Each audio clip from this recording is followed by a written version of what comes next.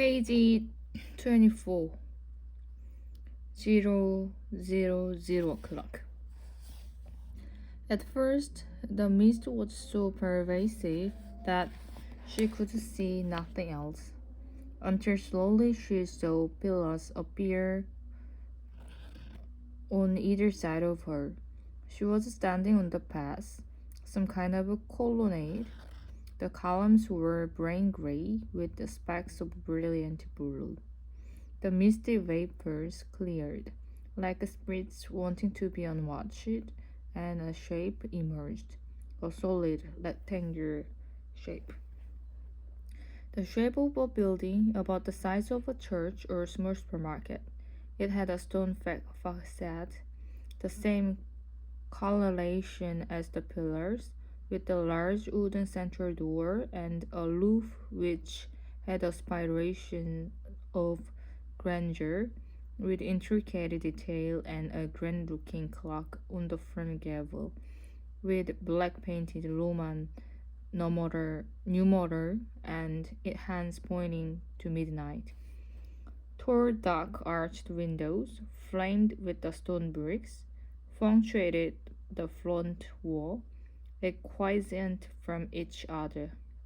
When she first looked it seemed there were only 4 windows, but a moment later there were definitely 5 of them. She thought she must have miscounted, as there was nothing else around, and since she had nowhere else to be, Nora stepped cautiously towards it. She looked at the digital display of her watch. 00.000000 midnight, as the clock had told her. She waited for the next second to arrive, but it didn't. Even as she walked closer to the building, even as she opened the wooden door, even as she stepped inside, the display didn't change. Either something was wrong with her watch, or something was wrong with time. In the circumstance, it could have been either. What's happening? She wondered. What the hell is going on? Maybe this place would hold some answers. She thought as she walked inside. The place was well lit, and the floor was light stone, somewhere between light yellow and camel brown, like the color of an old page. But the windows she had seen on the outside were not there on the inside. In fact, even though she had only taken a few steps forward, she could no longer see the old walls at all. Instead, there were bookshelves, aisle and aisle of the shelves reaching up to the ceiling and branching off from the broad open corridor. Nora was walking along. She turned down one of the aisles and stopped to gaze in bafflement at the seemingly endless amount of books. The books were everywhere, on shelves so thin they might as well have been invisible. The books were all greens of multifarious shades. Some of these volumes were a murky swamp, some bright and light chartreuse, some a bordeaux emerald, and other verdant shade of summer lawns. And on the subject of summer run, despite the fact that the book looked old, the air in the library felt fresh.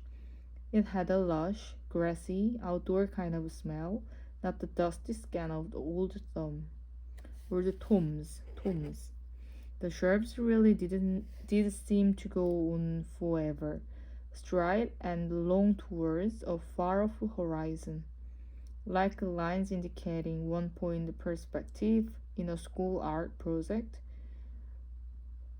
broken only by the occasional corridor. She picked a corridor at the random and set off. At the next turn, she took a left and became a little lost. She searched for a way out, but there was no sign of an exit. She attempted to retrace her steps towards the entrance, but it was impossible. Eventually, she had to conclude she wasn't going to find the exit. This is abnormal, she said to herself, to find comfort in the sound of her voice. Definitely abnormal. Nora stopped and stepped closer to some of the books. There were no title on the author name or during the spins, aside from the difference of shade. The only other variation was size. The books were of similar height but varied with the width. Similar but the width. Some had spins 2 inches wide, others significantly less. One or two weren't much more than pamphlets. She reached to pull out one of the books, choosing a medium-sized one in a slightly drab olive color. It looked a bit dusty and worn. Best she had pulled it clean from the shelf. She heard a voice behind her and she jumped back. Be careful, the voice said, and Nora turned around to see what was there. Page 27, the librarian. Please, you have to be careful. The woman had arrived seemingly from nowhere, smartly dressed, with the short gray hair, a turtle green polo neck jumper, about 60, if Nora had to pin it down. Who are you? But before she had finished the question, she realized she already knew the answer. I'm the librarian, the woman said, coyly. That is who. Her face was one kind of but stern wisdom. She had the same neat cropped gray hair she had always had, with a face that looked precisely as it always did in Nora's mind. For there, right in front of her, was her old school librarian, Mr. M.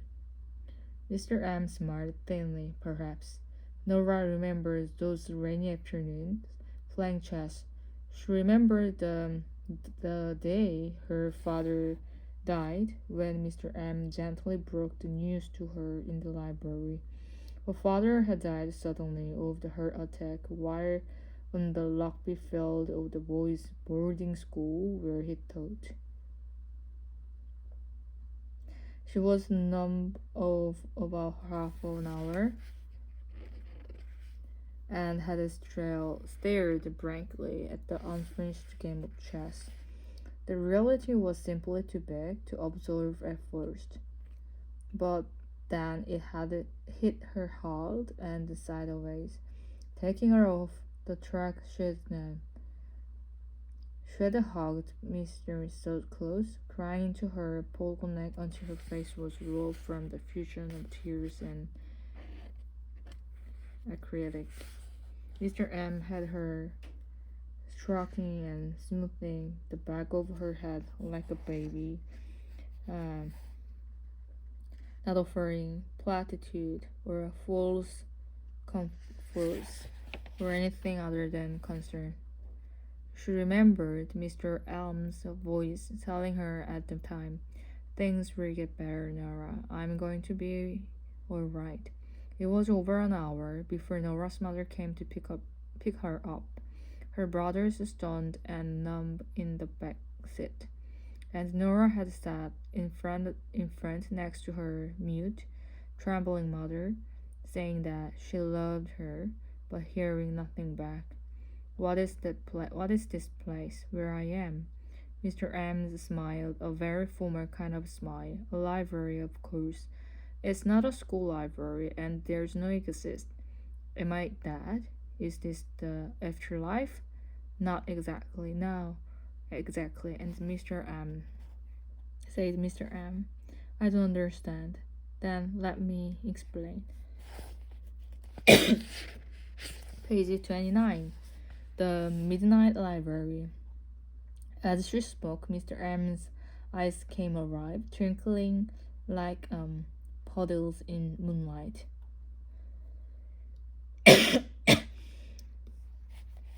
Between life and death there is a library, she said, and within the library the shelves go on forever. Every book provides a chance to try another life you could have lived, to see how things would be different if you had made other choices. Would you have done anything different if you had a chance to undo your regrets? So I am dead? Nora asked. Mr. Mrs. M shook her head. No, listen carefully. Between life and death. She gestured vaguely around the aisle towards the distance. Death is outside. Where I should go there because I want to die. Nora began working. But Mr. M shook her head. That isn't how death works. Why not? You don't go to death. Death comes to you. Even that was something Nora couldn't do properly, it seemed. It was a familiar feeling. This feeling of being incomplete in just about every sense, an unfinished zigzag of human, incomplete living in incomplete dying. So why am I not dead? Why has death not come to me? I gave it open invitation. I wouldn't want it to die. But here I am. I'm still existing. I am still aware of things. Well, if it's any comfort, you are very possibly about to die. People who pass by the library usually don't stay long, one way or the other.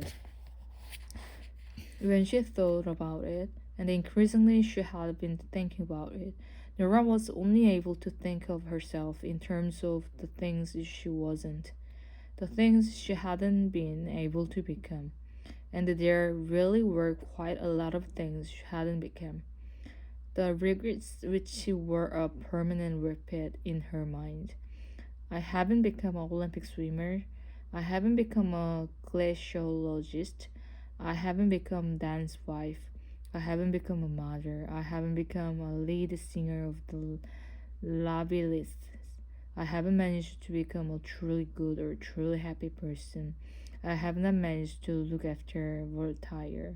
And now, last of all, she hadn't even managed to become dead. It was pathetic, really, the amount of possibilities she had squandered. While the midnight library stands, Nora, you will be preserved from the depths. Now you have to decide how you want to live.